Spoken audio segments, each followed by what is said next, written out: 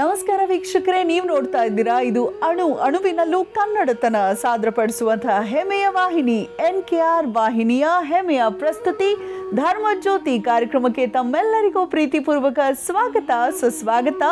ನಾನು ನಿಮ್ಮ ಮನೆ ಮಗಳು ದಿವ್ಯಾ ಆಲೂರ್. ಬನ್ನಿ ಗುರುಗಳನ್ನ ಕಾರ್ಯಕ್ರಮಕ್ಕೆ ಸ್ವಾಗತಿಸ್ಬಿಡೋಣ. ಶ್ರೀಯುತರು ನಾಡಿನ ಹೆಸರಾಂತ ಜ್ಯೋತಿಷಿಗಳು, ವೇದಾಗಮ ಪಂಡಿತರು, ಆಧ್ಯಾತ್ಮಿಕ ಚಿಂತಕರು ಆದಂಥ ವಾಚಸ್ಪತಿ ಗುರುಗಳು. ಗುರುಗಳೇ ನಮಸ್ಕಾರ. ಕಾರ್ಯಕ್ರಮಕ್ಕೆ ಹೃತ್ಪೂರ್ವಕ ಸ್ವಾಗತ ಗುರು. ನಮಸ್ಕಾರ ಮತ್ತು ಧನ್ಯವಾದ ನಿಮಗೆ. ಮಂಗಳವಾರದ ಈ ಶುಭ ದಿನ ಪ್ರಾರಂಭಿಸೋಣ ಒಂದು ಶುಭವಾದ ಶ್ಲೋಕದೊಂದಿಗೆ, ಪಂಚಾಂಗ ಶ್ರವಣದೊಂದಿಗೆ. ಆಗಲಿ. ಖಡ್ಗಂ ಚಕ್ರಗದೇಶು ಚಾಪಪರಿಖಾನ್ ಶೂಲಂ ಭುಷುಂಡೀಂ ಶಿರಶಂಖಂ ಸಂದಧತೀಂ ಕರೈಸ್ತ್ರಿನಯನಾಂ ಸರ್ವಾಂಗಭೂಷಾವೃತಾಂ ನೀಲಾಶ್ಮದ್ಯುತಿಮಾಸ್ಯ ಪಾದದಶಕಾಂ ಸೇವೆ ಮಹಾಕಾಳಿಕಾಂ ಯಾಮಸ್ತೌತ್ಸ್ವಪಿತೆ ಹರೌ ಕಮಲಜೋ ಹಂತುಂ ಮಧುಂಕೈಟಭಂ ಖಡ್ಗಿನಿ ಶೂಲಿನಿ ಘೋರಾ ಗದಿನಿ ಚಕ್ರಿಣಿ ತಥಾ ಶಂಖಿನಿ ಚಾಪಿನಿ ಬಾಣಭುಷುಂಡಿ ಪರಿಘಾಯುಧಾ ನಮಃ ಶಾಂತಾಯ ದಿವ್ಯಾಯ ಸತ್ಯಧರ್ಮಸ್ವರೂಪಿಣೆ ಸ್ವಾನಂದಾಮೃತ ತೃಪ್ತಾಯ ಶ್ರೀಧರಾಯ ನಮೋ ನಮಃ. ಓಂ.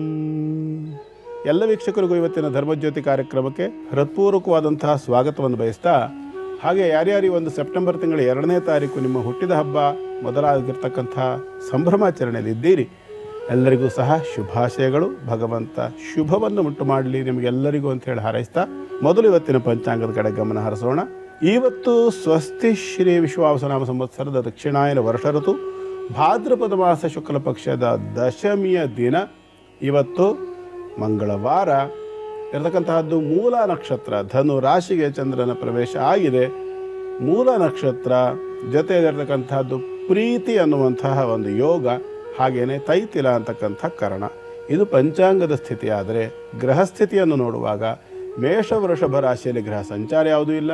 ಮಿಥುನದಲ್ಲಿ ಗುರು, ಕರ್ಕಾಟಕದಲ್ಲಿ ಶುಕ್ರ, ಸಿಂಹದಲ್ಲಿ ರವಿ, ಬುಧ, ಕೇತು, ಕನ್ಯಾದಲ್ಲಿ ಮಂಗಳ, ಹಾಗೆ ತುಲಾ ವೃಶ್ಚಿಕದಲ್ಲಿ ಯಾವುದೇ ಗ್ರಹ ಸಂಚಾರ ಇಲ್ಲ. ಧನು ರಾಶಿಯಲ್ಲಿರ್ತಕ್ಕಂಥದ್ದು ಚಂದ್ರ, ಹಾಗೆ ಮಕರ ರಾಶಿಯಲ್ಲಿ ಗ್ರಹ ಸಂಚಾರ ಯಾವುದೂ ಇಲ್ಲ.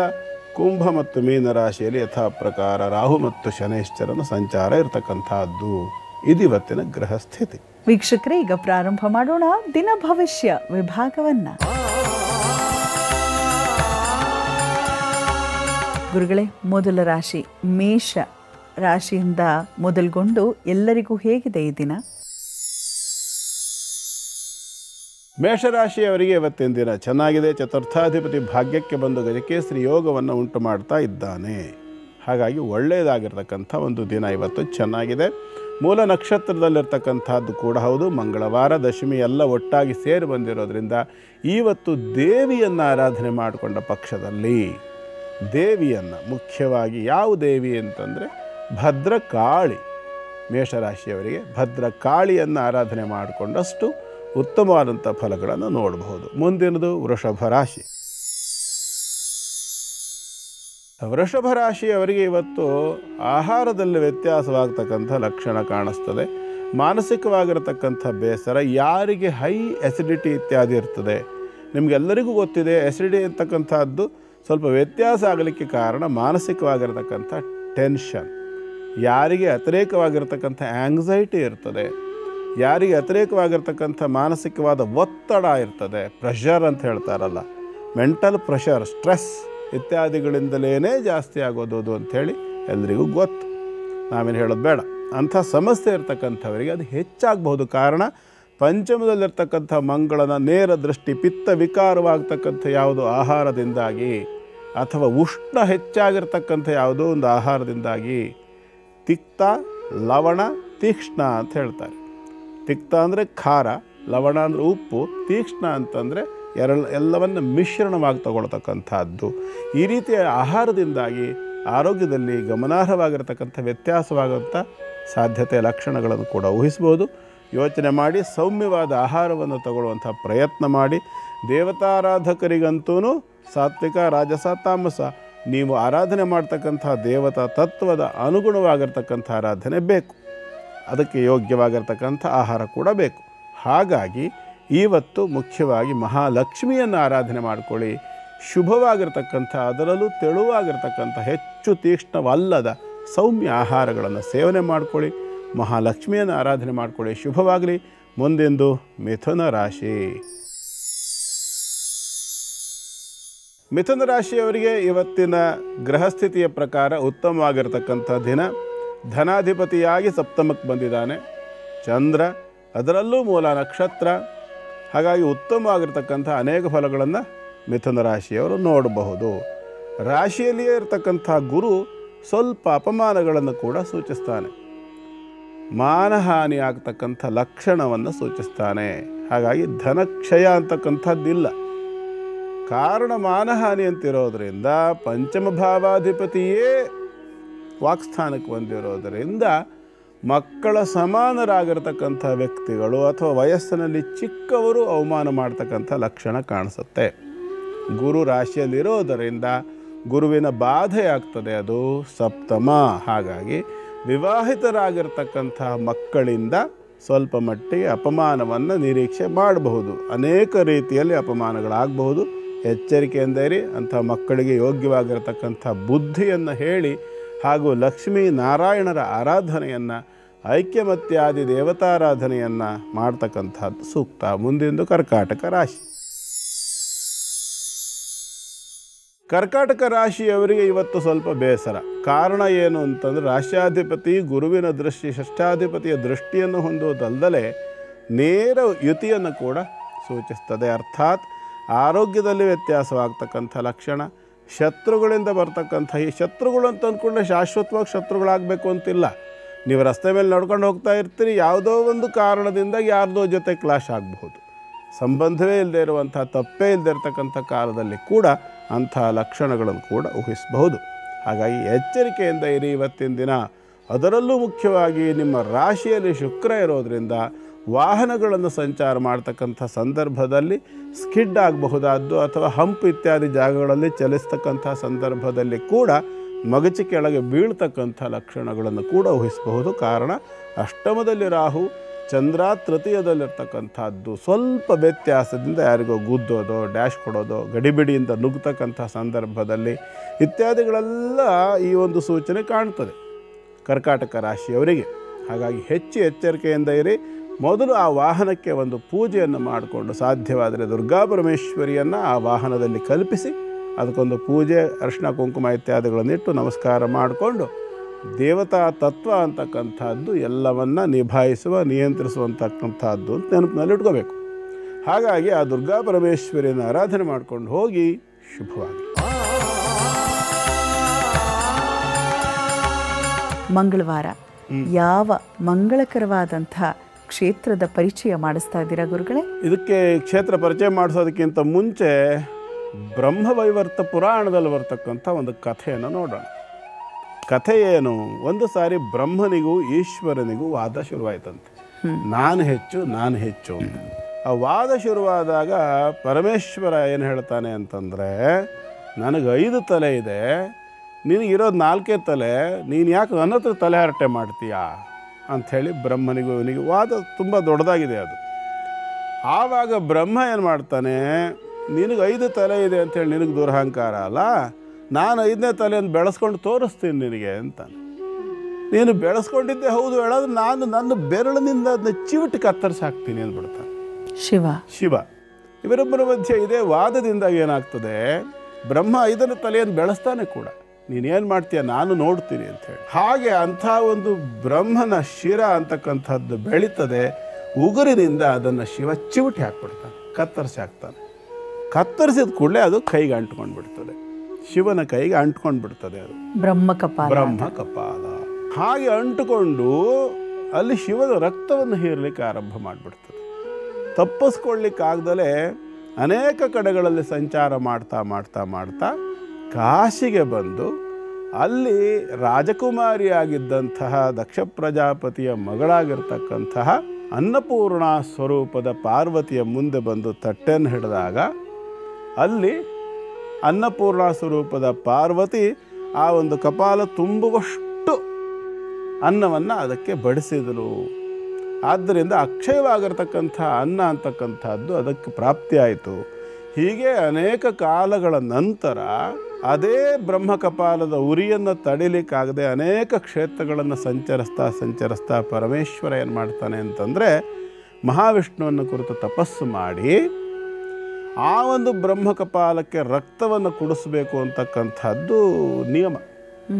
ಹಾಗಾಗಿ ಮಹಾವಿಷ್ಣು ಏನು ಮಾಡ್ತಾನೆ, ಆ ಬ್ರಹ್ಮಕಪಾಲಕ್ಕೆ ಹೇಳ್ತಾನೆ, ನೀನು ಎಷ್ಟು ಅಂತ ಅವನಿಗೆ ಕೈಗೆ ಅಂಟ್ಕೊಳ್ತೀಯಾ, ಅವನ ರಕ್ತ ಹೀರಿ ಅವನ ಶರೀರದಲ್ಲಿರೋ ರಕ್ತ ಎಲ್ಲ ಖಾಲಿಯಾಗಿದೆ, ನನ್ನ ಕೈಗೆ ಬಾ, ನಾನು ಹಿಡ್ಕೊಳ್ತೇನೆ, ನನ್ನಲ್ಲಿ ಸಾಕಷ್ಟು ರಕ್ತ ಇದೆ, ಕೊಡ್ತೇನೆ ನಿನಗೆ ಅಂತ ಹೇಳಿ ಕೈಯನ್ನು ಮುಂದೆ ಮಾಡ್ತಾನೆ. ಕಪಾಲ ಶಿವನ ಕೈಯಿಂದ ವಿಷ್ಣುವಿನ ಕೈಗೆ ಇನ್ನೇನು ದಾಟಬೇಕು ಅನ್ನೋಷ್ಟೊಂದು ಕೈ ಮಡಿಸ್ಕೊಂಡ್ಬಿಡ್ತಾನೆ.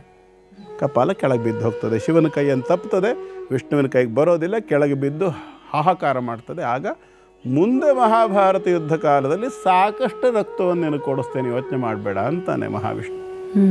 ಇದು ಒಂದು ಕಡೆಯಲ್ಲಾದರೆ, ಆ ಬ್ರಹ್ಮಕಪಾಲಕ್ಕೆ ಸಾಕಾಗುವಷ್ಟು ಅನ್ನವನ್ನು ಕೊಟ್ಟಂತಹ ತಾಯಿ ಅನ್ನಪೂರ್ಣ ಪರಮೇಶ್ವರಿ ಕಾಶಿಯಲ್ಲಿ ನೆಲೆ ನಿಲ್ತಾಳೆ, ಅನ್ನಪೂರ್ಣ ಅನ್ನುವಂಥ ಹೆಸರಿನಿಂದ. ಅಟ್ ದ ಸೇಮ್ ಟೈಮ್ ಏನಾಗ್ತದೆ, ಅಗಸ್ತ್ಯ ಮಹರ್ಷಿಗಳು ವಿಂಧ್ಯ ಪರ್ವತ ಅತಿರೇಕವಾಗಿ ಬೆಳೀತಾ ಇದೆ ಅನ್ನೋ ಕಾರಣಕ್ಕಾಗಿ ಆ ವಿಂಧ್ಯ ಪರ್ವತದ ರಾಜನಲ್ಲಿ ಹೇಳ್ತಾರೆ, ಅಪ್ಪ ನಾನು ದಕ್ಷಿಣದ ಕಡೆಗೆ ಯಾತ್ರೆ ಹೋಗ್ತಾ ಇದ್ದೀನಿ, ನೀನು ಇದೇ ಥರ ಬೆಳೀತಾ ಇದ್ದರೆ ತುಂಬ ಕಷ್ಟ ಆಗ್ತದೆ, ಹಾಗಾಗಿ ನಾನು ವಾಪಸ್ ಬರೋ ತನಕ ಬೆಳಿಬೇಡ, ನಂಗೆ ವಚನ ಕೊಡು ಅಂತಾರೆ. ತಥಾಸ್ತು ಅಂತ ಹೇಳಿ ವಿಂಧ್ಯ ಪರ್ವತದ ರಾಜನಿಗೆ ಆಯಿತು, ತಥಾಸ್ತು ಅಂತ ಹೇಳಿ ಆ ವಿಂಧ್ಯ ಪರ್ವತದ ರಾಜ ಅಗಸ್ತ್ಯರಿಗೆ ವಚನವನ್ನು ಕೊಡ್ತಾನೆ. ಅಗಸ್ತ್ಯರು ದಕ್ಷಿಣಕ್ಕೆ ಬರ್ತಾರೆ. ದಕ್ಷಿಣಕ್ಕೆ ಬಂದವರು ಭದ್ರಾ ನದಿ ತೀರದಲ್ಲಿ ಕೂತ್ಕೊಳ್ತಾರೆ. ಹಾಗೆ ಭದ್ರಾ ನದಿ ತೀರದಲ್ಲಿ ಕುಳಿತಂತಹ ಸಂದರ್ಭದಲ್ಲಿ ಅಲ್ಲಿ ಇರ್ತಕ್ಕಂತಹ ಒಬ್ಬ ತುಂಬ ಬಡವ, ಬಹಳ ಬಡವ ಅಂದರೆ ಒಂದು ಹೊತ್ತಿನ ಆಹಾರಕ್ಕೆ ಕೂಡ ಗತಿ ಇಲ್ಲದೆ ಇರ್ತಕ್ಕಂಥ ಸಂದರ್ಭದಲ್ಲಿ ಅವನಿಗೋಸ್ಕರ ಕಾಶಿಯ ಆ ಅನ್ನಪೂರ್ಣ ಪರಮೇಶ್ವರಿಯನ್ನು ಇಲ್ಲಿ ಸ್ತೋತ್ರ ಮಾಡ್ತಾರೆ. ಹಾಗೆ ಸ್ತೋತ್ರ ಮಾಡಿ ಭದ್ರಾ ನದಿಯ ತೀರದಲ್ಲಿ ಆಕೆಯನ್ನು ಪ್ರತಿಷ್ಠಾಪನೆ ಮಾಡ್ತಾರೆ. ಅದು ಯಾವುದು ಅಂತ ಕೇಳಿದರೆ ಆದಿಶಕ್ತ್ಯಾತ್ಮಕವಾಗಿರತಕ್ಕಂತಹ ಅನ್ನಪೂರ್ಣ ಪರಮೇಶ್ವರಿಯ ಕ್ಷೇತ್ರ ಹೊರನಾಡು. ಈ ಹೊರನಾಡಿನಲ್ಲಿರ್ತಕ್ಕಂತಹ ಅನ್ನಪೂರ್ಣ ಪರಮೇಶ್ವರಿಯ ಮೂಲ ಬಿಂಬ ಅಂತಕ್ಕಂಥದ್ದು ಪುರುಷ ಪ್ರಮಾಣ 6 ಅಡಿ ಎತ್ತರವಾಗಿರ್ತಕ್ಕಂಥದ್ದು, ಶಿರೋಭಾಗದಲ್ಲಿ ಸರ್ಪ ಛಾಯೆಯನ್ನು ಹೊಂದಿರತಕ್ಕಂಥದ್ದು ಮತ್ತು ಪೂರ್ಣವಾಗಿ ದೇವಸ್ಥಾನಕ್ಕೆ ಸುತ್ತು ಬಂದಿರತಕ್ಕಂಥ ಸರ್ಪಶಿಲ್ಪ ಬಹಳ ವಿಶೇಷ ಅದು.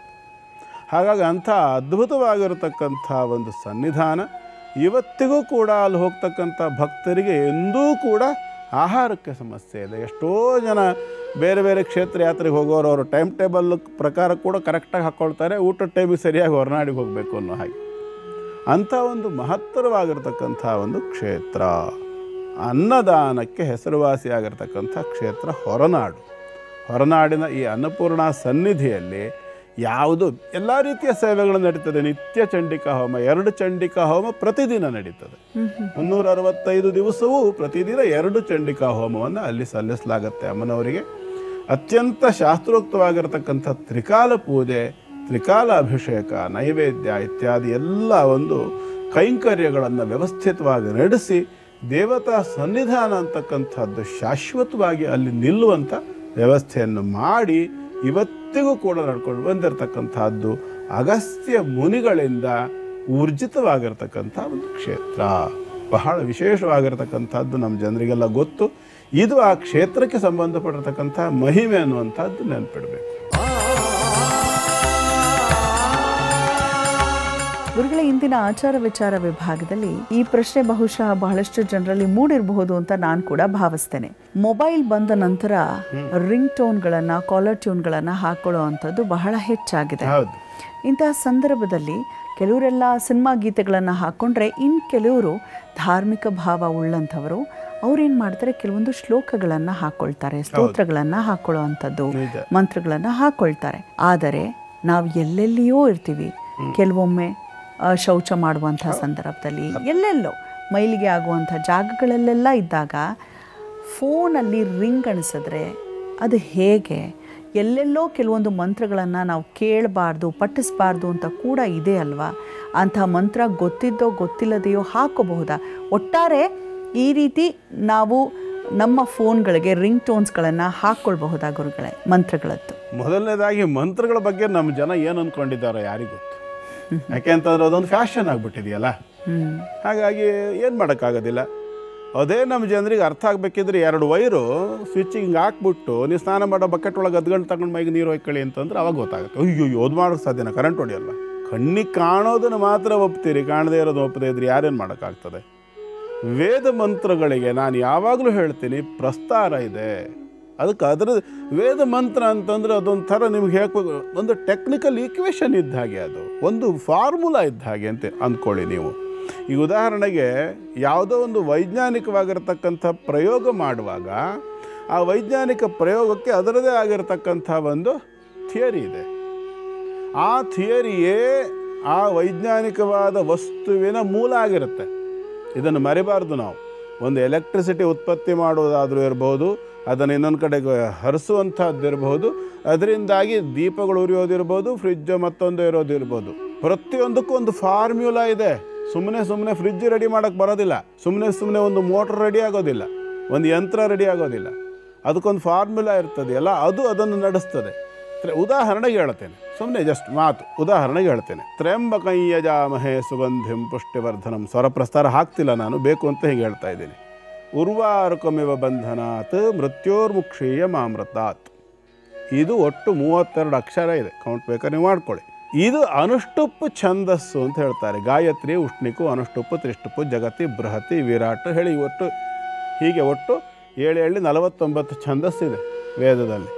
ಆ 49 ಛಂದಸ್ಸಿಗೆ ಎಲ್ಲಿ ಏರಿಸಿ ಹೇಳಬೇಕು, ಇಳಿಸಿ ಹೇಳಬೇಕು, ಒತ್ತಿ ಹೇಳಬೇಕು, ಹಾರಿಸಿ ಹೇಳಬೇಕು, ತೇಲಿಸಿ ಹೇಳಬೇಕು, ಇದೆಲ್ಲ ಕ್ರಮ ಇದೆ. ನಾನು ಹಿಂದೆ ಒಂದು ಸಂಚಿಕೆಯಲ್ಲಿ ಕೂಡ ಈ ವಿಚಾರ ತಿಳಿಸಿದ್ದೆ ಕೂಡ.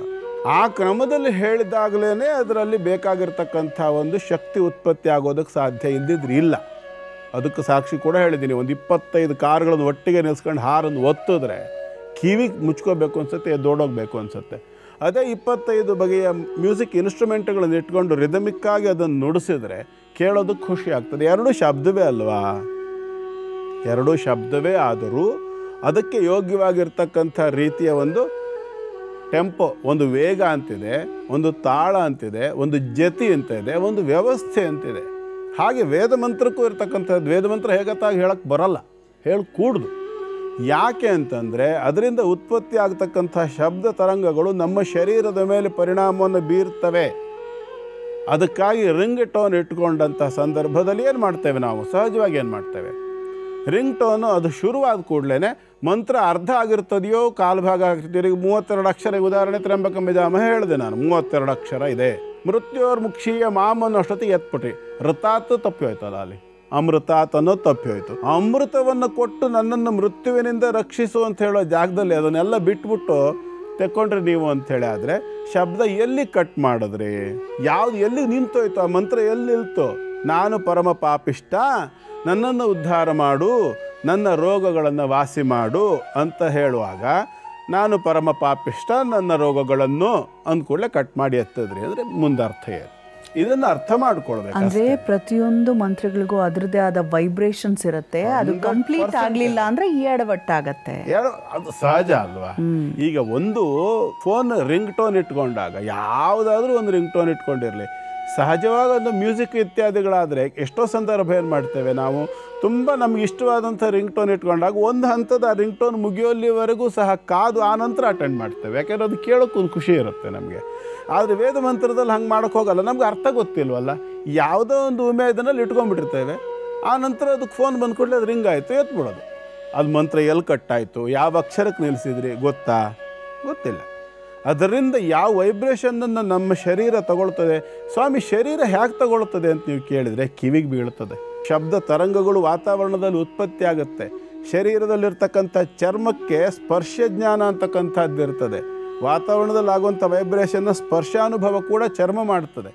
ಅದೇ ಕಾರಣಕ್ಕಾಗಿ ಮಂತ್ರ ಭಾಗವನ್ನು ಪಠನ ಮಾಡ್ತಕ್ಕಂಥ ಸಂದರ್ಭದಲ್ಲಿ ಕೇಳಿ ಕೂತು ಅಂತ ಹೇಳ್ತೇವೆ. ಶ್ರುತಂ ಹರತಿ ಪಾಪಾನಿ ತಥಾ ಆರೋಗ್ಯಂ ಪ್ರಯಚ್ಛತಿ ರಕ್ಷಾಂಕರೋತಿ ಭೂತೇಭ್ಯ ಅಂತ ಅದಕ್ಕೆ ಶಾಸ್ತ್ರಾಧಾರ ಇದೆ, ಸುಮ್ಮನೆ ಹೇಳೋಲ್ಲ. ಶ್ರುತಂ ಹರತಿ ಪಾಪಾನಿ, ಕೇವಲ ಕೇಳುವುದರಿಂದಲೇ ಅನೇಕ ಪಾಪಗಳು ನಾಶವಾಗ್ತವೆ, ರೋಗಗಳು ನಾಶವಾಗ್ತದೆ, ದಾರಿದ್ರ್ಯ ನಾಶನವಾಗ್ತದೆ. ಆರೋಗ್ಯಂ ಪ್ರಯಚ್ಛತಿ, ಆರೋಗ್ಯ ಅಂತಕ್ಕಂಥದ್ದು ಅಭಿವೃದ್ಧಿ ಆಗ್ತದೆ. ಆರೋಗ್ಯ ಅಂತ ಅಂದ್ಕೂಡಲೇ ಕೇವಲ ಶರೀರದ ಆರೋಗ್ಯ ಅಲ್ಲ, ಜೇಬಿನ ಆರೋಗ್ಯನೂ, ಬೂರ್ಡೆ ಆರೋಗ್ಯನೂ, ಮನಸ್ಸಿನ ಆರೋಗ್ಯನೂ ಸಂಬಂಧವೇ. ಎಲ್ಲವೂ ಆರೋಗ್ಯವೇ ಅದು. ತಥಾ ಆರೋಗ್ಯಂ ಪ್ರಯಚ್ಛತಿ ಅಷ್ಟು ಸಾಲದು. ಮತ್ತು ಇನ್ನೊಂದು ಬಹಳ ಮುಖ್ಯವಾದ್ದೇನಪ್ಪ ಅಂದರೆ ರಕ್ಷಾಂಕರೋತಿ, ರಕ್ಷಣೆಯನ್ನು ಕೂಡ ಮಾಡ್ತದೆ ಅಂತ. ಕೇಳುವುದರಿಂದ ಪಾಪನಾಶನ, ಆರೋಗ್ಯ ವೃದ್ಧಿ ಮತ್ತು ರಕ್ಷಣೆ, ಈ ಮೂರನ್ನು ನೀವು ಭಂಗ ಮಾಡಿದ್ರಿ ಅಂತ ಲೆಕ್ಕ. ಮಂತ್ರ ಮಧ್ಯದಲ್ಲಿ ಕತ್ತರಿಸಿದ್ರಿ ಅಂದರೆ ಅಷ್ಟೇ ಅರ್ಥ. ಅದು ಬರೀ ಇವ್ರ ರಿಂಗ್ ಟೋನ್ ಅಷ್ಟೇ ಅಲ್ಲ, ಕಾಲರ್ ಟ್ಯೂನಿಗೆ ಹಾಕ್ಸ್ಕೊಂಡಿದ್ರೆ ಫೋನ್ ಮಾಡಿ ಕಾಲರ್ ಟ್ಯೂನ್ ವೇಟಿಂಗಲ್ಲಿರೋರ್ಗೂ ಅರ್ಧ ಕಟ್ಟಾದರೆ ಅವರಿಗೂ ತೊಂದರೆ ಆಗುತ್ತೆ. ಖಂಡಿತವಾಗಿಯೂ ಹೌದು. ಇದೇ ಕಾರಣವಾಗಿ ಆ ಮಂತ್ರ ಭಾಗಗಳನ್ನು ದಯಮಾಡಿ ಸುಮ್ಮನೆ ನಿತ್ಯ ಕೇಳ್ಕೊಳ್ಳೋಂಥ ಲೆಕ್ಕಾಚಾರ ಬೇರೆ ಅದು. ಆದರೂ ಅದಕ್ಕೆ ಅಪೂರ್ಣವಾಗಿರ್ತಕ್ಕಂಥದ್ದಾದ ಪಕ್ಷದಲ್ಲಿ ಅದರಿಂದ ಅಪಾಯ, ಅರ್ಥ, ಅಪಾರ್ಥ, ಮತ್ತೊಂದು ಅನರ್ಥ. ಅರ್ಥಕ್ಕೆ 3 ವ್ಯವಸ್ಥೆ. ಸರಿಯಾಗಿ ಸಿಕ್ಕಿದರೆ ಅದು ಅರ್ಥ ಯಥಾರ್ಥ, ಎರಡನೇದು ಸರಿ ಆಗಲಿಲ್ಲ ಅಂದರೆ ಅರ್ಥ ವ್ಯರ್ಥ, ಮೂರನೇದು ತಪ್ಪಾಗಿ ಮಾಡಿದರೆ ಅಪಾರ್ಥ, ಅದರ ಪರಿಣಾಮ ಅನರ್ಥ. ಯಾರೋ ಹೀಗೆ ರಸ್ತೆ ಮೇಲೆ ನಡ್ಕೊಂಡು ಹೋಗ್ತಾ ಇದ್ದವರು ಹೇಳಿದ್ರಂತೆ, ಸ್ವಾಮಿ ನೋಡಿ ಯಾಕೆ ನಿಮ್ಮ ಮಗ ಬೇವು ತಿಂತ ಇದ್ದಾನೆ ಅಂದಂತೆ. ಅಯ್ಯೋ ತಿನ್ನಲಿ ಬಿಡಿ ಸ್ವಾಮಿ, ಕೈ ಅಂದ್ರೆ ತಾನೇ ಬಿಡ್ತಾನೆ ಅಂದ್ರಂತೆ. ಹಾಗೆ ನಮ್ಮ ಜನ ಒದೆ ಬಿದ್ಮೇಲೆ ತಿದ್ಕೊಳ್ತಾರೆ, ಏನು ಮಾಡೋಕ್ಕಾಗಲ್ಲ. ಯಾಕೆ ನಾನು ಈ ಪ್ರಶ್ನೆ ಕೇಳಿದೆ ಅಂದರೆ ಗುರುಗಳೇ, ನನಗೆ ಸದಾ ಕಾಡ್ತಿತ್ತು, ಹೀಗೆ ಹಾಕ್ಕೊಳ್ತಾರಲ್ವಾ ಇದರಿಂದ ಏನಾದರೂ ತೊಂದರೆ ಆಗುತ್ತಾ? ಬಿಕಾಸ್ ಅದೊಂದು ವೈಬ್ರೇಷನ್ನು, ಹಾಗೆ ಅರ್ಧಕ್ಕೆ ಕಟ್ ಆಗಬಾರ್ದು ಅಂತ.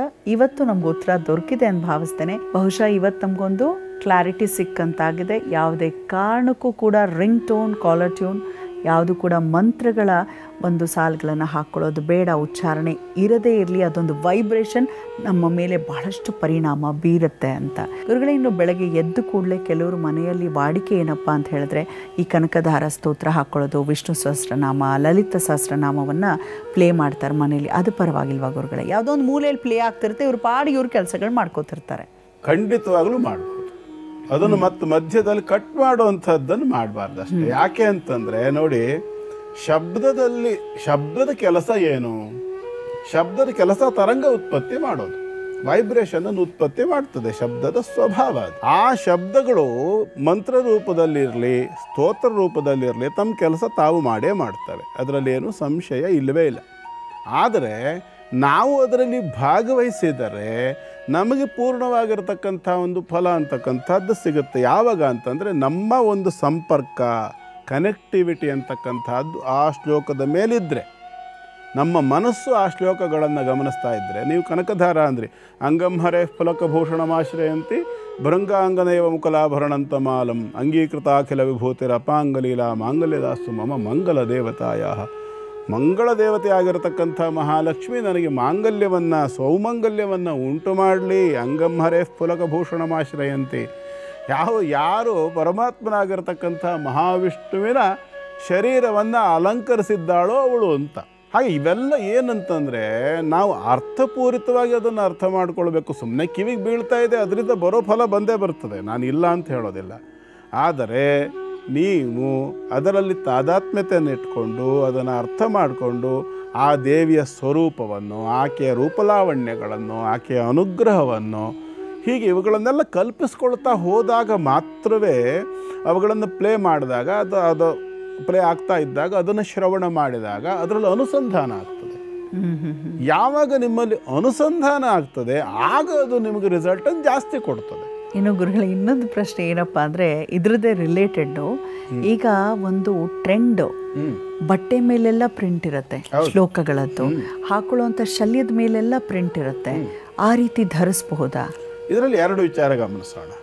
ಅದು ಕೇವಲ ಒಂದು ಬಟ್ಟೆ, ಅದ್ರ ಮೇಲೆ ಎಲ್ಲ ಪ್ರಿಂಟ್ ಬಿದ್ದಂಗೆ, ಕಲರ್ಗಳು ಬೇರೆ ಬೇರೆ ಥರ ಪ್ರಿಂಟ್ ಬಿದ್ದಂಗೆ ಅಕ್ಷರಗಳು ಪ್ರಿಂಟ್ ಬಿದ್ದಿರ್ತದೆ ಅಂತ ಹೇಳಾದಾಗ ಅದಕ್ಕೆ ಯಾವುದೇ ರೀತಿಯಾಗಿರ್ತಕ್ಕಂಥ ತಲೆ ಕೆಡಿಸ್ಕೊಳ್ಳುವಂಥ ಅಗತ್ಯ ಇಲ್ಲ. ಆದರೆ ಆ ಅಕ್ಷರಗಳನ್ನು ಓದು ಅಭ್ಯಾಸ ಇದ್ದವರಿಗೆ ಮಧ್ಯದಲ್ಲಿ ಕತ್ತರಿ ಆಯಿತು ಅಂದರೆ ಯೋಚನೆ. ಹಿಂದೆ ರಿಂಗ್ ಟೋನ್ ವಿಷಯ ಹೇಳಿದಾಗ ನಾನು ಹೇಳಿದ್ದೇನೆ, ಅವರು ಅರ್ಥ ಅವರೇ ಮಾಡಿಕೊಳ್ಳಿ. ಉದಾಹರಣೆ ತ್ರಯಂಬಕಂ ಯಜಾಮಹೇ ಹೇಳಿದ್ದೀನಿ. ಇನ್ನೂ ಅಂಥದ್ದು ಬೇಕಾದಷ್ಟಿದೆ. ಅದು ಮೃತ್ಯುಂಜಯ ಮಂತ್ರ ನಮ್ಮಲ್ಲಿ ಎಲ್ರಿಗೂ ಗೊತ್ತು. ಅದೇ ಜಾಗದಲ್ಲಿ ದಾರಿದ್ರ್ಯಧ್ವಂಸಿನೀಂ ದೇವೀಂ ಸರ್ವೋಪದ್ರವನಾಶಿನೀಂ ಅಂತ ಬರ್ತದೆ, ಲಕ್ಷ್ಮಿಗೆ ಸಂಬಂಧಪಟ್ಟು. ಅದನ್ನೇ ಪ್ರಿಂಟ್ ಹೊಡೋದ್ರಪ್ಪ ನಾಳೆ ಸಮಯ ಸಂದರ್ಭ. ದಾರಿದ್ರ್ಯ ಧ್ವಂಸಿನಿ ಬಿಟ್ಟೋಯ್ತು ಇವ್ರು, ಯಾಕೆಂದರೆ ಸ್ಟಿಚ್ ಮಾಡಬೇಕಿಲ್ಲ, ಕತ್ರಿಲಿ ಕಟ್ ಮಾಡಬೇಕಲ್ಲ. ಆ ಧ್ವಂಸಿನಿ ಅನ್ನೋದು ಕತ್ರಿಲಿ ಕಟ್ಟಾಗೋಯ್ತು, ಉಪದ್ರವ ನಾಶಿನಿ ಅನ್ನೋದ್ರಲ್ಲಿ ನಾಶಿನಿ ಅನ್ನೋದು ಕತ್ರಿಲಿ ಕಟ್ಟಾಗೋಯ್ತು. ಎಲ್ಲೋ ಪ್ರಿಂಟ್ ಆ ಥರನೇ ಬಂದಿತ್ತಪ್ಪ. ದಾರಿದ್ರ್ಯ, ಉಪದ್ರವ 2 ಪ್ರಿಂಟ್ ಬಂತು. ಪರಿಣಾಮ ಏನು? ಇನ್ನು ಮೈ ಮೇಲೆಲ್ಲ ದೇವರದ್ದು ಫೋಟೋ ಇರೋವಂಥ ಸೀರೆಗಳು, ಟೀ ಶರ್ಟ್ಸ್ ಇವಾಗ ತುಂಬ ಟ್ರೆಂಡಲ್ಲಿದೆ. ಅದ್ರ ಬಗ್ಗೆ ಏನು ಹೇಳ್ತೀರಾ? ನಾನು ಅದ್ರ ಬಗ್ಗೆ ಎಲ್ಲ ಅಷ್ಟು ವಿಶೇಷವಾಗಿ ಗಮನ ಕೊಡೋಕ್ಕೆ ಹೋಗೋದಿಲ್ಲ. ಧಾರಣೆ ಮಾಡೋದು ಬಿಡೋದು ಅವ್ರವ್ರ ಪರ್ಸ್ನಲ್ಲು. ಎಷ್ಟೋ ಜನ ಭಾವನೆಯನ್ನು ಇಟ್ಟುಕೊಂಡು ಧಾರಣೆ ಮಾಡೋರು ಇರ್ತಾರೆ. ನಮ್ಮನ್ನು ಈ ದೈವದ ಈ ಒಂದು ಚಿಂತನೆ ಅಂತಕ್ಕಂಥದ್ದು ರಕ್ಷಿಸ್ತದೆ ಅನ್ನುವಂಥ ಒಂದು ಒಳ್ಳೆಯ ಭಾವನೆಯಿಂದ ಅನೇಕರು ಧಾರಣೆ ಮಾಡ್ತಾರೆ. ಅದರಿಂದ ತೊಂದರೆ ಇಲ್ಲ. ಅಂಥ ಸಂದರ್ಭದಲ್ಲಿ ನೀವು ಧಾರಣೆ ಮಾಡಬೇಡಿ ಅಂತ ನಾನು ಹೇಗೆ ಹೇಳಲಿ? ಒಂದು. ಎರಡನೇದಾಗಿ ಇನ್ನು ಅನೇಕರು ಹೇಳಬಾರ್ದು, ಆದರೂ ಹೇಳ್ಬಿಡ್ತೀನಿ, ತೊಂದರೆ ಇಲ್ಲ. ಚಪ್ಪಲಿ ಮೇಲೆಲ್ಲ ಬೇರೆ ಬೇರೆ ದೇಶದಲ್ಲಿ ಪ್ರಿಂಟ್ ಹಾಕಿದ್ರು ದೊಡ್ಡ ರಂಪಾಯಿತು, ಗಲಾಟೆ ಆಯಿತು. ಆಯಿತಾ? ಹೆಂಡದ ಬಾಟ್ಲು ಮೇಲೆ ದೇವ್ರಿಗೆ ಫೋಟೋ ಪ್ರಿಂಟ್ ಮಾಡ್ತಾರೆ ಇತ್ಯಾದಿ. ಬೇಕಂತಾನೆ ನಮ್ಮ ಭಾವನೆ ಅದು ಉದ್ದೇಶಪಟ್ಟು ಮಾಡ್ತಾರೆ. ಆಯ್ತಲ್ಲ? ಉದ್ದೇಶಪಟ್ಟು ಇನ್ನೊಬ್ಬರ ಭಾವನೆಗಳನ್ನು ಹರಣ ಮಾಡಬೇಕು, ಇನ್ನೊಬ್ಬರಿಗೆ ನೋವು ಕೊಡಲೇಬೇಕು ಅನ್ನೋ ದುರುದ್ದೇಶ ಇಟ್ಕೊಂಡು ಮಾಡೋರಿಗೆ ಏನು ಬರ ಇಲ್ಲ. ಹಾಗಾಗಿ ಯದ್ಭಾವಂ ತದ್ಭವತಿ. ಆಯಿತಾ? ಬಸವಣ್ಣನವರು ಒಂದು ವಚನ ಇದೆ. ಆಯ್ತಲ್ಲ? ಪಕ್ಕದ ಮನೆಯಾಗೆ ನೀನು ಬೆಂಕಿ ಕೊಟ್ಟೋ ಯೋಚನೆ ಇಟ್ಕೊಂಡೆ ಅಂದರೆ ಪರಿಣಾಮ ನಿನ್ನ ಮನೆಯೂ ಸುಡ್ತದೆ ಅನ್ನೋದು ನೆನಪಿನಲ್ಲಿ ಇಟ್ಕೊಳ್ಳಿ. ಇವತ್ತಿನ ದೋಷ ಪರಿಹಾರ ವಿಭಾಗದಲ್ಲಿ ಹೊರನಾಡು ಮಹಿಮೆಗಳ ಆಗರ ತಾಯಿ ಅನ್ನಪೂರ್ಣೇಶ್ವರಿ ಎಷ್ಟು ಲಕ್ಷಣವಾಗಿ ಕಾಣಿಸ್ತಾಳೆ. ಅಲ್ಲಿ ಹೋದ್ರೇ ಯಾವುದೋ ಲೋಕಕ್ಕೆ ಹೋದಂತಹ ಭಾವ. ಬಹುಶಃ ಆ ಒಂದು ಭಾವ ಇರೋರಿಗೆ ಮಾತ್ರ ಅನುಭವ ಸಿಗತ್ತೆ ಗುರುಗಳೇ, ಅಲ್ವೇ? ಅಂತಹ ಸುಕ್ಷೇತ್ರಕ್ಕೆ ಹೋಗೋದ್ರಿಂದ ನೀವಾಗಲೇ ಹೇಳಿದ್ರಿ, ಊಟಕ್ಕೆ ಯಾವತ್ತೂ ಕಮ್ಮಿ ಇರಲ್ಲ ಆ ಜಾಗಕ್ಕೆ ಹೋಗಿ ಬಂದವ್ರಿಗೆ ಅಂತ. ಅದನ್ನು ಹೊರತುಪಡಿಸಿ ಏನೆಲ್ಲ ದೋಷ ಪರಿಹಾರ ಆಗಬಹುದು? ಅನ್ನಪೂರ್ಣ, ಇದನ್ನು ನಾವು ಪದವನ್ನು ಬಿಡಿಸಿ ನೋಡಿದ್ರೆ ಗೊತ್ತಾಗ್ತದೆ. ಅನ್ನ ಅಂದರೆ ಏನು? ಅನ್ನ ಅಂತಂದರೆ ಜೀವನಕ್ಕೆ ಬೇಕಾಗಿರ್ತಕ್ಕಂಥ ಪೋಷಕ ದ್ರವ್ಯ. ಅನ್ನ ಅಂತ ಅಂದ್ಕೊಳ್ಳೆ ಕೇವಲ ಭತ್ತವನ್ನು ಒಡೆದು ಅಕ್ಕಿ ಮಾಡಿ ಬೇಯಿಸಿರ್ತಕ್ಕಂಥ ಅನ್ನದ ಅಗಳುಪು ತುಂಬಿರ್ತಕ್ಕಂಥದ್ದನ್ನು ಅನ್ನ ಅಂತ ಹೇಳೋದು ಅಲ್ಲ. ಅನ್ನ 3 ರೀತಿಯಲ್ಲಿ ಇರ್ತದೆ. ನಮ್ಮ ಬ್ರಹ್ಮೋಪಾಸತೆ ತೇನ್ನಮಾಪ್ನುವಂತೆ. ಯಾರಿಗೆ ಅದನ್ನು ತಿಳ್ಕೊಳ್ಳೋ ಇಚ್ಛೆ ಇದೆ ಅವರಿಗೆ ಗೊತ್ತಾಗ್ತದೆ. ಅನ್ನ 3 ರೀತಿಯ ಅನ್ನ ಇರ್ತದೆ. ಒಂದು ದೇಹಕ್ಕೆ ಬೇಕಾಗಿರ್ತಕ್ಕಂಥ ಅನ್ನ. ಯಾವುದದು? ಅನ್ನ, ಆಹಾರ. ದೇಹಕ್ಕೆ ಬೇಕಾಗಿರ್ತಕ್ಕಂಥ ಅನ್ನ ಯಾವುದು ಅಂದರೆ ಆಹಾರ. ಅದು ಚಪಾತಿ ಆದರೂ ಅನ್ನವೇ, ಚಿತ್ರಾನ್ನ ಆದರೂ ಅನ್ನವೇ, ಇಡ್ಲಿ ಆದರೂ ಅನ್ನವೇ. ಒಟ್ಟಾರೆ ಪೋಷಣೆ ಮಾಡ್ತಕ್ಕಂಥದ್ದು ದೇಹಕ್ಕೆ ಬೇಕಾಗಿರ್ತಕ್ಕಂಥ ಅನ್ನ. ಎರಡನೇದು ಬುದ್ಧಿಗೆ ಬೇಕಾಗಿರ್ತಕ್ಕಂಥ ಅನ್ನ. ಬುದ್ಧಿಗೆ ಬೇಕಾಗಿರ್ತಕ್ಕಂಥ ಅನ್ನ ಯಾವುದು ಅಂತಂದರೆ ಅದು ಜ್ಞಾನ. ಅಜ್ಞಾನದಿಂದ ಬಿಡಲ್ಪಟ್ಟು ಜ್ಞಾನವನ್ನು ಹೊಂದತಕ್ಕಂಥದ್ದು ಜ್ಞಾನ. ಇದು ಬುದ್ಧಿಗೆ ಬೇಕಾದ ಅನ್ನ. ಮೂರನೇದು ಮನಸ್ಸು. ಮನಸ್ಸಿಗೆ ಬೇಕಾಗಿರ್ತಕ್ಕಂಥದ್ದು ಯಾವುದು? ಸಮಾಧಾನ, ಶಾಂತಿ, ನೆಮ್ಮದಿ, ತೃಪ್ತಿ, ಖುಷಿ. ಇವೆಲ್ಲವೂ ಕೂಡ ಮನಸ್ಸಿಗೆ ಬೇಕಾಗಿರ್ತಕ್ಕಂಥ ಅನ್ನ. ಯೋಚನೆ ಮಾಡಬೇಕು, ನಾವು ಬಹಳ ತೀಕ್ಷ್ಣವಾಗಿ ಯೋಚನೆ ಮಾಡಬೇಕಾಗ್ತದೆ, ಸೂಕ್ಷ್ಮವಾಗಿ, ಸುಮ್ಮನೆ ಬರ್ತಕ್ಕಂಥದ್ದಲ್ಲ. ಹಾಗಾಗಿ ಈ 3ಅನ್ನೂ ಕೊಡ್ತಕ್ಕಂಥದ್ದು ಅಲ್ಲಿ ಹೊರನಾಡಿನಲ್ಲಿ ಸ್ಪಷ್ಟವಾಗಿ ಹೇಳ್ತಾರೆ, ಆದಿಶಕ್ತಿಯಾತ್ಮಕ ಅನ್ನಪೂರ್ಣೇಶ್ವರಿ ಅಂತ. ಇದನ್ನು ಗಮನಿಸಿ. ಅನ್ನಪೂರ್ಣ ಅಂತಂದ್ರೆ ಬರೀ ಅನ್ನಪೂರ್ಣ ಅಲ್ಲ, ಅದು ಅನ್ನಪೂರ್ಣ ಪರಮೇಶ್ವರಿ ಆದಿಶಕ್ತಿಯಾತ್ಮಕ. ಅಂದರೆ ಈ 3 ಶಕ್ತಿಗಳು ಸಹ ಅಲ್ಲಿ ಉಂಟು. ತ್ರಿಶಕ್ತಿಗಳು ಯಾವುದು? ಮನಸ್ಸಿಗೆ, ಬುದ್ಧಿಗೆ ಮತ್ತು ಶರೀರಕ್ಕೆ 3ಕ್ಕೂ ಕೂಡ ಬೇಕಾಗಿರ್ತಕ್ಕಂಥ ಆಹಾರವನ್ನು ಕೊಡ್ತಕ್ಕಂಥವಳು ಅವಳು. ಹಾಗಾಗಿ ಅಲ್ಲಿ ಆರಾಧನೆ ಆಗ್ತಕ್ಕಂಥ ದೇವಿ ಯಾರು ಅಂತ ಕೇಳಿದ್ರೆ ತ್ರಿಪುರ ಸುಂದರಿ. ಇದು ನಮ್ಮಲ್ಲಿ ಅನೇಕರು ಅನ್ನಪೂರ್ಣ ಅನ್ನಪೂರ್ಣ ಅನ್ನಪೂರ್ಣ ಅಷ್ಟನ್ನೇ ತಿಳ್ಕೊಂಡು ಹೋಗ್ತಕ್ಕಂಥದ್ದು ಅಲ್ಲ. ಅಲ್ಲಿ ಅದನ್ನು ಒಳಗಡೆ ಇಳಿಬೇಕು. ಯಾವುದಾದ್ರೂ ಒಂದು ಬಾವಿಯ ಆಳ ನೋಡಬೇಕು ಅಂತಂದರೆ ಮೇಲಿಂದ ಬಗ್ಗು ನೋಡಿದ್ರೆ ಗೊತ್ತಾಗೋದಿಲ್ಲ, ಅಂದಾಜು ಆಗೋದಿಲ್ಲ. ಒಳಗಡೆ ಇಳಿದಾಗಲೇ ಗೊತ್ತಾಗೋದು. ಹಾಗಾಗಿ ಯಾರಿಗೆ ದೈಹಿಕವಾಗಿರ್ತಕ್ಕಂಥ ಅಶಕ್ತತೆ ಇದೆ, ದೈಹಿಕವಾಗಿ ಸಮಸ್ಯೆ ಇದೆ, ಅನೇಕರು ಹೇಳ್ತಾರೆ, ಸ್ವಾಮಿ ನಮ್ಮ ಮಕ್ಕಳಿಗೆ ಏನೇನೆಲ್ಲ ತಿನ್ನಕ್ಕೆ ಬೇಕೋ ಎಲ್ಲ ಕೊಡ್ತೀವಿ, ಗೋಡಂಬಿ ಕೊಡ್ತೀವಿ, ದ್ರಾಕ್ಷಿ ಕೊಡ್ತೀವಿ, ಎಲ್ಲ ಕೊಡ್ತೀವಿ, ಏನು ಮಾಡಿದ್ರು ಮೈಯೇ ಹಿಡಿಯಲ್ಲ, ಇವು ಏನು ಮಾಡೋಣ ಏನು ಮಾಡೋಣ ಏನು ಮಾಡೋಣ. ಏನು ಮಾಡ್ತಿದ್ದೀರಾ ಅಂದರೆ ನಿಮ್ಮ ಮಗುವಿನ ಶರೀರಕ್ಕೆ ಬೇಕಾಗಿರ್ತಕ್ಕಂಥ ಜೀವಸತ್ವಗಳ ಪೂರೈಕೆ ಅಂತಕ್ಕಂಥದ್ದು ಆಗ್ತಿಲ್ಲ. ನೀವೇನು ಮಾಡಿದ್ರೂ ಆಗ್ತಿಲ್ಲ. ಆಗೇನು ಮಾಡಬೇಕು ಅಂತಂದರೆ ಅದಕ್ಕೆ ಸಂಬಂಧಪಟ್ಟಿರ್ತಕ್ಕಂಥ ಸೇವೆಯನ್ನು ಕ್ಷೇತ್ರಕ್ಕೆ ಹೋಗಿ ಸಲ್ಲಿಸಬೇಕು. ಇದು ಮೊದಲನೇದು. ಎರಡನೇದು ಬುದ್ಧಿ.